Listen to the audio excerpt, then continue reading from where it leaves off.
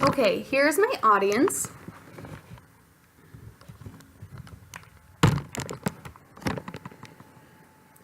Picture this. You're walking down the street and someone sneezes. What do? Some people may say bless you, while others keep on walking, continuing on with their day. But that one sneeze could potentially be dangerous because of the fact that it is spreading germs all around the area.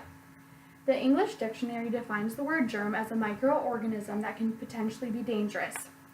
Once germs catch on to us, they are not easy to get rid of because of the fact that toxins are released into our bodies, making us sick with fevers, rashes, coughing, and sneezing.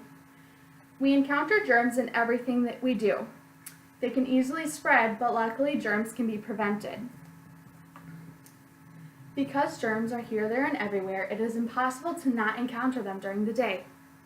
According to Philip Tierno, people come in contact with 60,000 germs on a daily basis. Of those 60,000 germs encountered, Tierno notes that only about 1 or 2% are potentially dangerous. Every object in this world has some sort of germ covering it. For example, everyday items such as a dish sponge, a shopping cart, keyboard, and remote control are filled with germs. A dish sponge contains 775,460,560 germs on it. A shopping cart has about 138,000 germs, making it the dirtiest public surface. A keyboard has around 79,000 germs, and lastly, a remote control has 17,000 germs on it. Although the germs we come in contact with on a daily basis are not all likely to make us sick, they are moving constantly from one object to another, waiting for the right time to make the right move. My next point is the way germs spread. Whether germs are floating through the air, passed on by a handshake, or by you opening a door, they are now waiting to hit a new target. The Minnesota Department of Health have released some ways on how germs spread. Germs spread to the hands by coughing, sneezing, and rubbing your eyes, and they can then be passed on to other family members and friends. The Minnesota Department of Health also says that germs can be spread by infected food, raw food, and also animals. In 2014, researchers at MIT conducted a study to see how far germs actually travel. The researchers found that droplets from a cough or sneeze can travel to the other side of the room. Some germs are even sucked up into air vents, making them go into other rooms.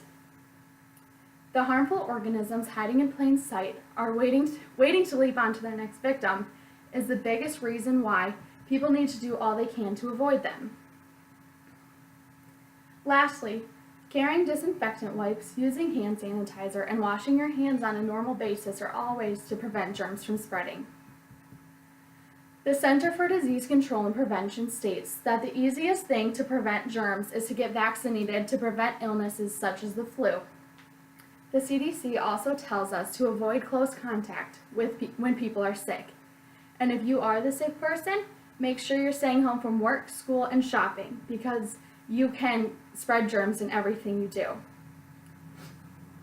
And most importantly, washing your hands is the easiest way for germs to stay away.